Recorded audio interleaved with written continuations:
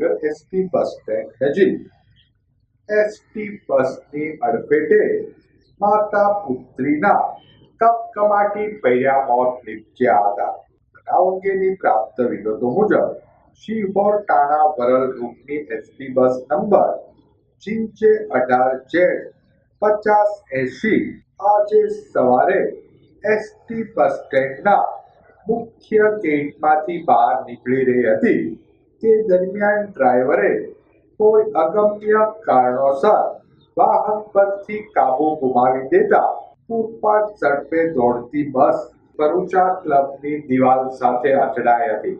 કાબુ બનેલી બસે ફૂટપાથ પર ઉભેલા કેટલાક રાહદારીઓને અડફેટમાં લીધા હતા.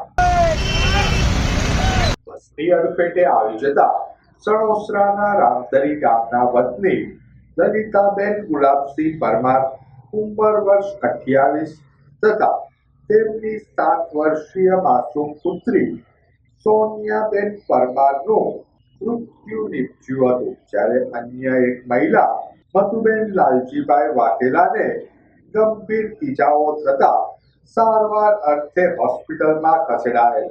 અકસ્માત એટલો ભયાનક હતો કે બસની ટક્કરથી ભરૂચા ક્લબની દિવાલ તૂટી પડી હતી. બનાવની જાણ થતાં પોલીસ કાફલાએ ઘટના સ્થળે દોડી આવી જરૂરી કાર્યવાહી હાથ ધરી હતી. બનાવના પગલે ઘટના સ્થળે લોકોના ટોળા ઉમટી પડ્યા હતા.